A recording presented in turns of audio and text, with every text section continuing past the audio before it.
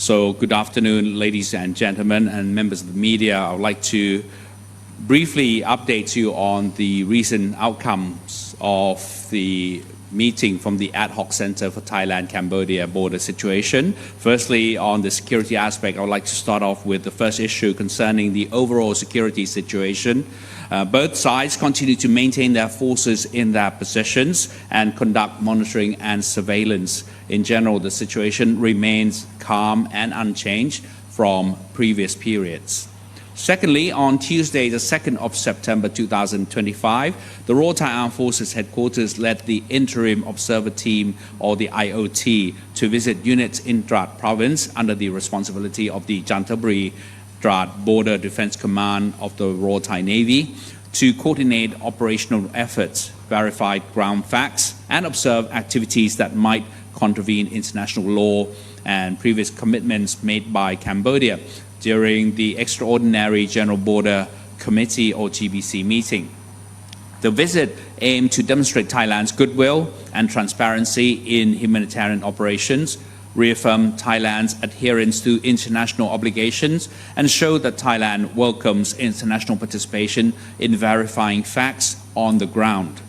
Upon arrival in Trat Province, the IOT team was warmly welcomed by Trat Marine Task Force, followed by a visit to Ban Hat Lek Permanent Border Checkpoint to inspect the border marker number 73, the last land-based border demarcation point between Thailand and Cambodia, located at Ban Hat Lek, Trat Province.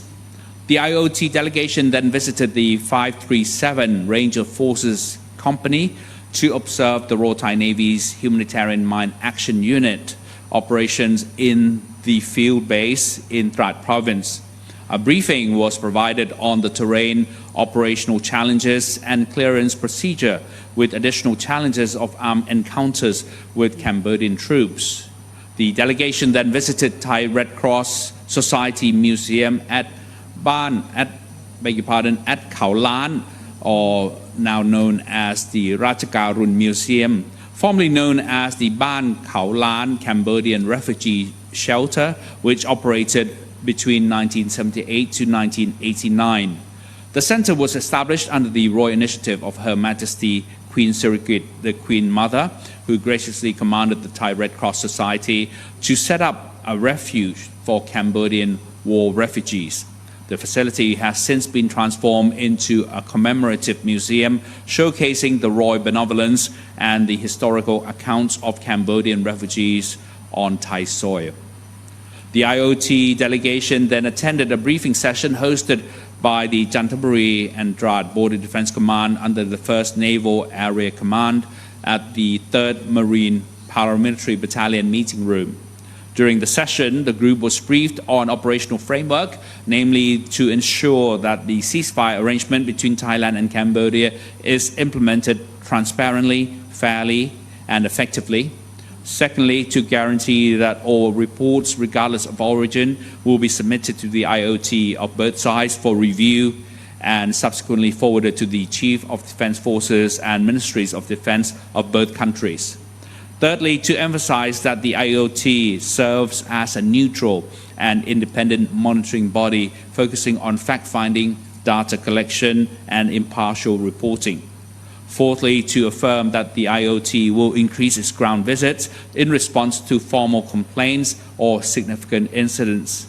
And fifthly, to establish provisions for scheduled coordination meetings while also allowing for extraordinary meetings upon request to further strengthen mutual trust and confidence building measures between the two nations.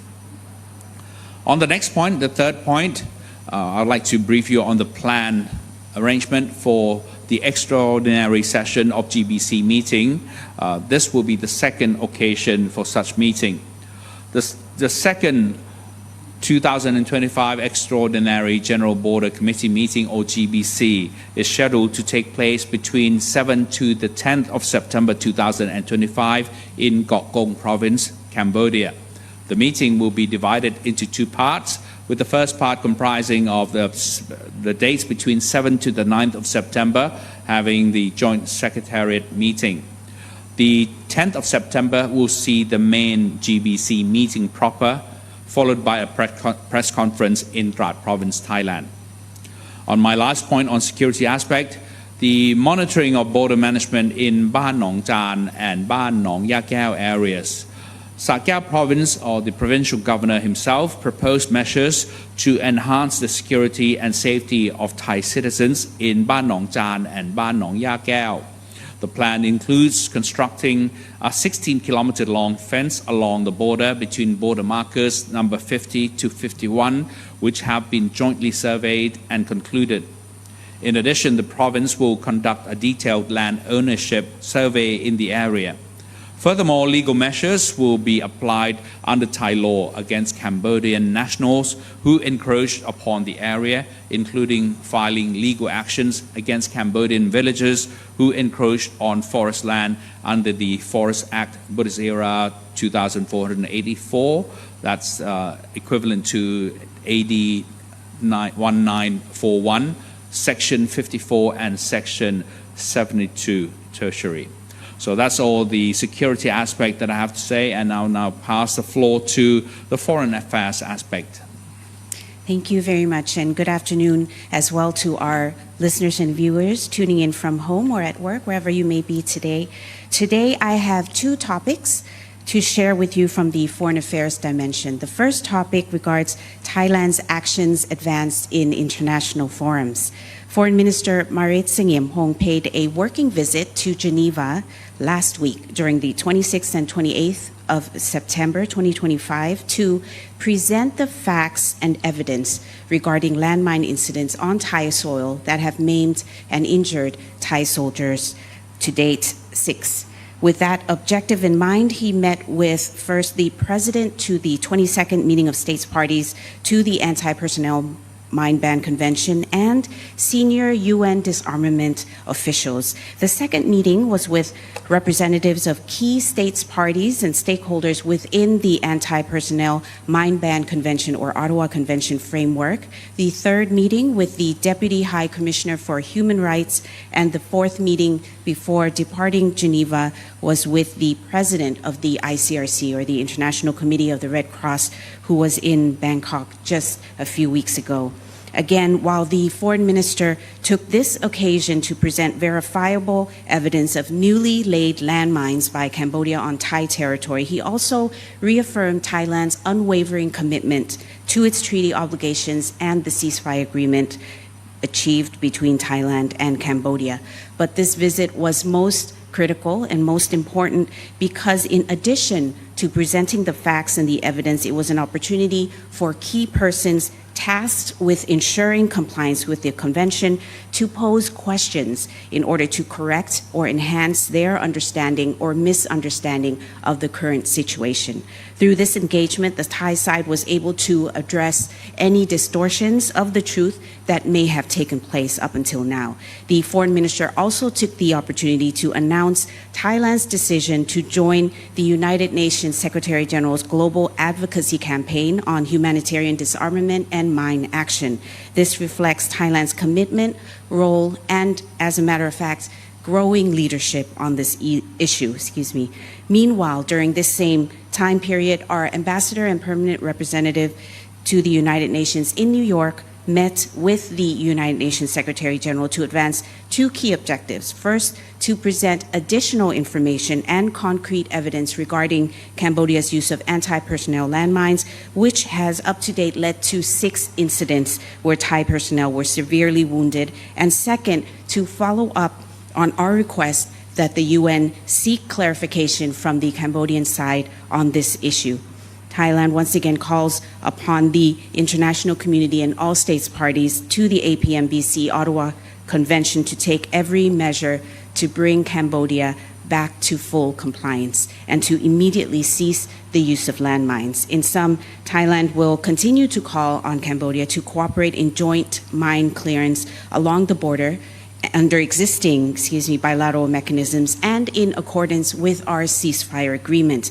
We want to safeguard the lives of people on both sides of the border and foster a conducive environment for peaceful resolution to the current tensions. The second topic I would like to share with viewers and listeners today regards the continued distortion of information, sadly.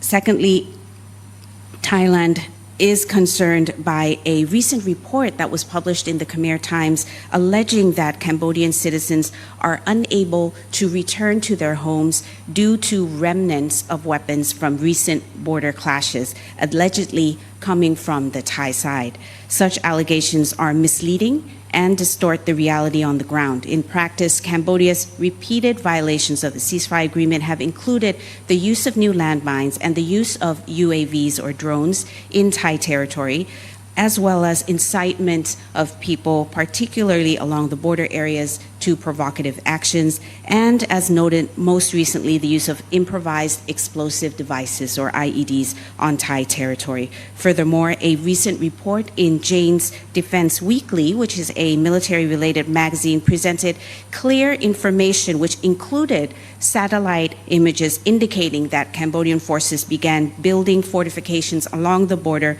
months ahead of the armed clashes. This independent report by a reputable publication is consistent with Thailand's stated position all along regarding the fact that Cambodia initiated attacks against Thailand and not the other way around. Thailand continues to be deeply concerned by Cambodia's systematic and ongoing dissemination of disinformation and propaganda. This practice reflects a pattern that actually the Office of the High Commissioner for Human Rights, or the OHCHR, identifies as a global challenge. They do not only erode trust, but also pose a serious obstacle to resolving issues between the two sides. Thailand therefore calls upon Cambodia to immediately end these actions for the sake of peace and for the sake of our people. In closing, Thailand sincerely hopes that Cambodia will cooperate with us on two priority areas looking ahead, which includes joint mine clearance and the suppression of online scams, both of which Thailand has consistently advanced through bilateral mechanisms. Let me conclude by reaffirming Thailand's commitment to a peaceful resolution to the issues with Cambodia through existing bilateral channels and to easing and de-escalating the tensions towards a genuine and sustainable peace. Thank you. Thank you very much to Kun Marati. And of course, ladies and gentlemen, during the ongoing conflict, one of the effects that the conflict has caused is, of course, the effects on the innocent lives of civilians. And of course, the Royal Thai government has not neglected this issue, and they have come up with various measures, including this one here on the mitigation and the aid measures to help the people affected. And here with me is Ms. Sasikan Wattanajan, the Deputy Spokesperson from the Prime Minister's Office, to elaborate on the details of the measures that the government has enforced in helping the affected victims. Ms. Sasikan, you have the floor. Thank you. สวัสดีค่ะ Good afternoon, all the international media friends. I'm Sasikan Wattanajan, the Deputy Government Spokesperson. Today I've got two topics to share with all of you. Firstly, the government would like to update on the impacts of the unrest along the Thai-Cambodian border. Since 24th of July up to the 2nd of September, there have been around 45 clashes resulting in about 22 deaths and 40 injuries, a total of over 60 casualties. Nearly 900 houses were damaged and about 680 have been repaired, over 3/4 completed. In agriculture, more than 550 right of farmland was destroyed, around 780 livestock were lost, and about 30 schools, along with a few temples and one health facilities, were also affected. And for relief, the government has already provided around 34 million baht, including about 32 million for families of deceased and over 2 million for the seriously injured. In addition, about 200 million baht in emergency fund under provincial governors has been allocated to 6 provinces, which are Buriram, Srisaket, Surin, Ubon Ratchathani, Sa Kaeo, and Trat province. Also, other assistance has also been distributed worth around 2 million baht as well.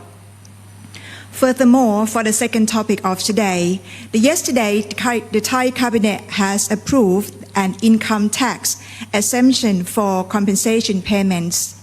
This actually covers 17 cases of death or disability worth about 136 million baht and 37 cases of severe injuries worth nearly 30 million baht, a total of around 166 million baht. And the Ministry of Finance has been assigned to ensure timely and complete support.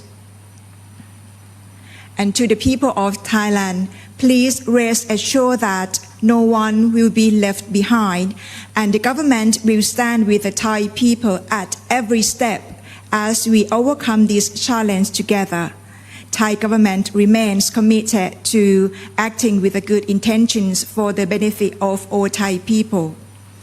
And to the international communities, let me underline that Thailand will continue to stand firmly on the foundations of truth and peace, working with our neighbors and partners for security, understanding, and lasting harmony in the region.